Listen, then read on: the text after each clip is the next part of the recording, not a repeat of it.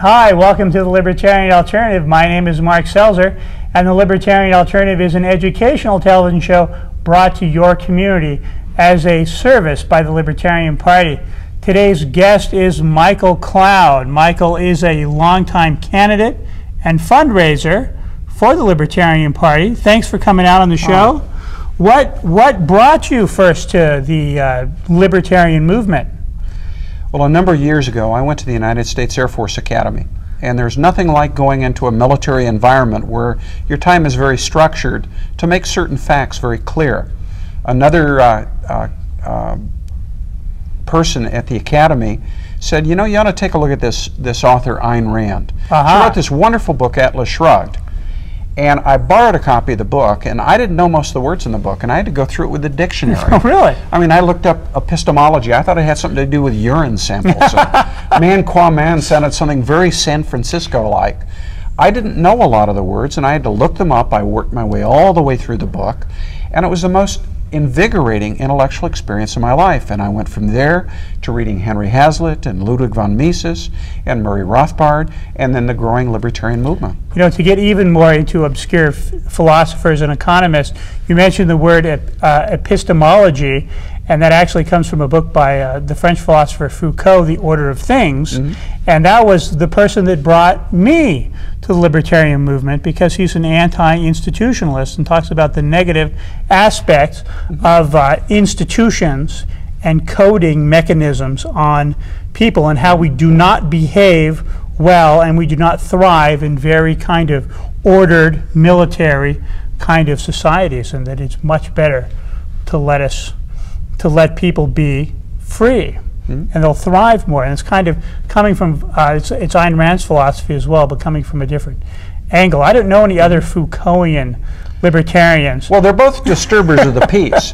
So anything that disrupts a pretty typical thought process that you learn in the government-run public schools is going to get people thinking off track and in different areas. So that's good.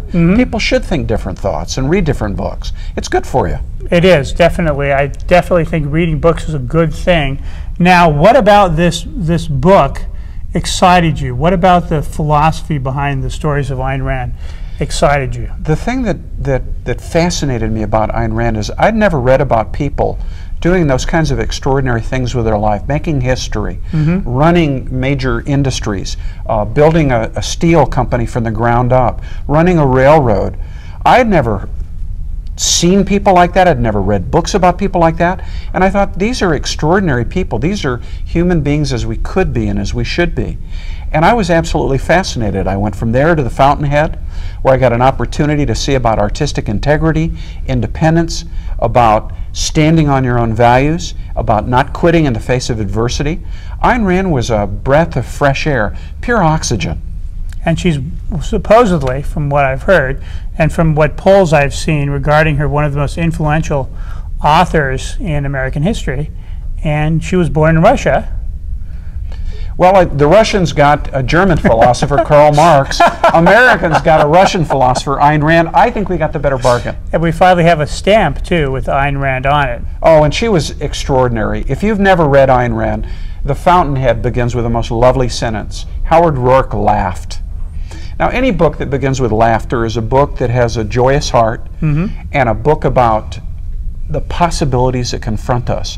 And I went from there, and one of the great things about Ayn Rand, when you're dealing with human potential and human possibility, you start moving into the area of freedom, of people making choices in society that enable them to actualize more of our ability, that enable us to paint great paintings, raise good families, build good businesses, serve our neighbors, and build good communities. It's a great thing. So what happened from there on? How did you get into the Libertarian Party proper? This was before the Libertarian Party was founded? It was before the Libertarian Party. It was 1969, 1970. I was at the Air Force Academy. After a year there, I said, I really don't like to be in a very regimented environment. And I dropped out, and I went to the University of Arizona, where I met George H. Smith, who was the author of several different books on philosophy. George introduced me to the libertarian movement. I got connected with Society for Individual Liberty. I fell into communication with Foundation for Economic Education, a wonderful organization, with Robert Lefebvre, and I started meeting all of these people with extraordinary ideas. It was intellectually invigorating, it was exciting, the people were terrific, and I couldn't believe that I'd found my way into this extraordinary bonfire of delicious thinking. So, what did you do then? How did you become involved as a fundraiser for the party? Well, I went from the Libertarian movement into the Libertarian Party. I subscribed to a magazine called The Individualist, which was put out on the East Coast. And I read an article by David Nolan called The Case for a Libertarian Party. And I read through it and I said, I'd never thought about politics. I mean, I'd thought about my political beliefs.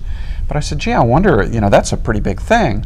And I didn't think too much of it until about 2 years later, when I got a chance to meet Roger Lee McBride, who was the producer of Little House on the Prairie, as well as a constitutional scholar and the Libertarian candidate for president. And Roger McBride was thoughtful, articulate, very positive, upbeat man, and his running mate was my good friend David Berglund. And that was how I came to meet libertarians. I ran for U.S. Congress in 1976 against Morris Udall, the man who appointed me to the Air Force Academy. Oh, really? It was my way of saying thank you. And we had a great campaign. He debated me. He's an articulate, bright man. When he died, it was a real loss. He was a genuine good person. I always wondered, I always wanted to get a hold of a speech or something. I have no films of Mr. McBride. He's our one presidential candidate that has now passed on. So I'll never be able to have him on the show. I've tried to have all of them on the show and have, except him and possibly Ron Paul. But how many times did you run for office as a libertarian? I ran in 1976 for U.S. Congress in Tucson, Arizona in the 2nd Congressional District. In 1998, I was the Libertarian candidate for U.S. Senate in Nevada. I stumbled into it. Somebody called me on the phone and I made the mistake of picking up. And they said, look, just put your name on the ballot. You won't have to do anything. I was working with Harry Brown's campaign for president and I was really tied up. And I said, all right, I'm willing to go on the ballot. I'll do a couple of talk radio shows to help bring new people into the party. Little did I know I was going to go on talk radio, and a lot of people really liked our libertarian message of individual liberty, personal responsibility, and small government that doesn't mess in our families. And what was extraordinary was with a very small budget, $3,100, we actually caused the Republican candidate to lose the U.S. Senate race. He spent $7 million. His name was John Ensign. He was no different than Harry Reid, who won the race. John Ensign lost by 401 votes. I got over 8,000 votes.